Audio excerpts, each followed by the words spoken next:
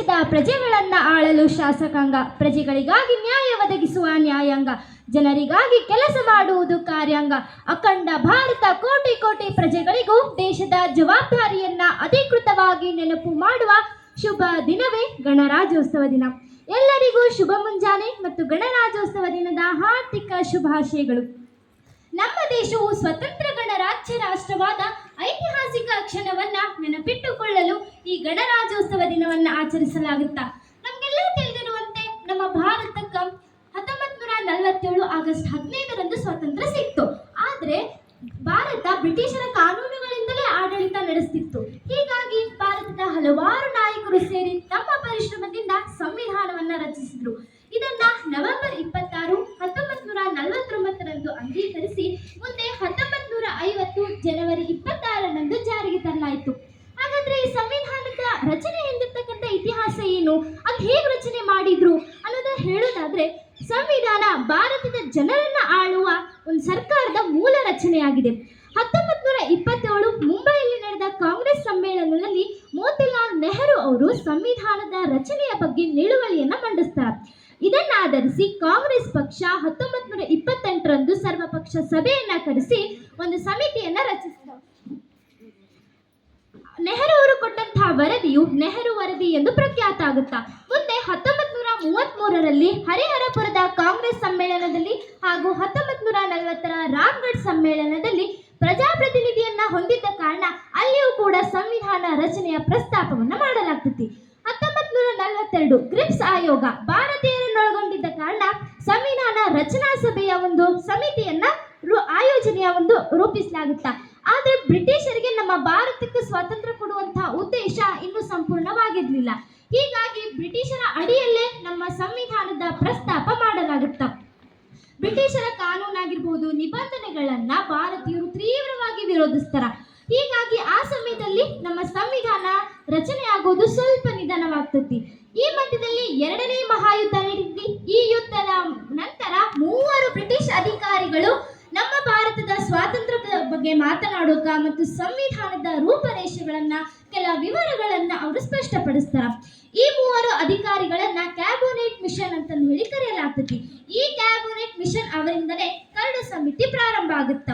ನಮ್ಮ ಭಾರತ ವಿವಿಧ ಜಾತಿ, ಧರ್ಮ, ಪ್ರಾಂತೀಯ ಜನರನ್ನ ಇರ್ತಕ್ಕಂಥ ಒಂದು ವಿಶಾಲವಾದ ರಾಷ್ಟ್ರ.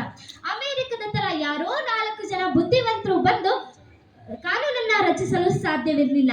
ಹೀಗಾಗಿ ಭಾರತದ ಜನರೇ ಪ್ರಾಂತೀಯ ಸದಸ್ಯರನ್ನ ಆರಿಸ್ಬಿಟ್ಟು ಅವರು ಸಂವಿಧಾನದ ರಚನಾ ಸಮಿತಿಯ ಸದಸ್ಯರನ್ನ ಆಯ್ಕೆ ಮಾಡುವ ಅವಕಾಶವನ್ನ ಕಲ್ಪಿಸಿಕೊಳ್ಳಲಾಯಿತು.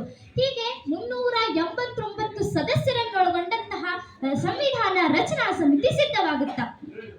ಹೀಗೆ ಮುಂದೆ 1946 ಡಿಸೆಂಬರ್ 6ನೇ ತಾರೀಕು ಸಂವಿಧಾನ ರಚನಾ ಸಮಿತಿಯನ್ನ ರೂಪಿಸಲಾಗುತ್ತ.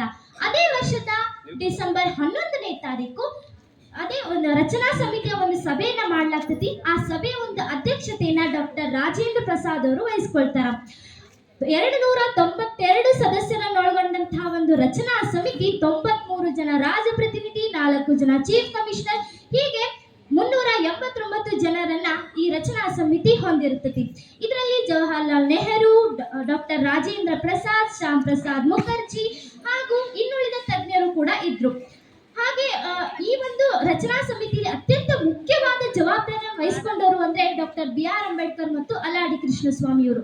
ಇವರ ಜೊತೆಗೆ ಸರೋಜಿನಿ ನಾಯ್ಡು ಮತ್ತು ವಿಜಯಲಕ್ಷ್ಮಿ ಪಂಡಿತರಂತಹ 15 ಜನ ಮಹಿಳೆಯರು ಕೂಡ ಈ ಸಂವಿಧಾನ ರಚನಾ ಸಮಿತಿಯಲ್ಲಿ ಇದ್ರು. ಈ ಹೊತ್ತಿಗೆ ನಮ್ಮ ಭಾರತಕ್ಕೆ ಸ್ವಾತಂತ್ರ್ಯ ಸಿಗುತ್ತಾ.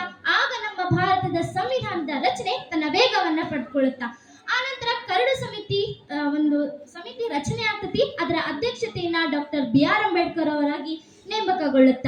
ನಂತರ ಇದರಲ್ಲಿ ಅಲಾಡಿ ಕೃಷ್ಣಸ್ವಾಮಿ ಅಯ್ಯಂಗರ್, N ಗೋಪಾಲ್ ಅಯ್ಯಂಗರ್, ಸೈಯದ್ ಅಹಮದ್ ಖಾನ್ ಮುಂತಾದ ತಜ್ಞರು ಇರ್ತಾರ.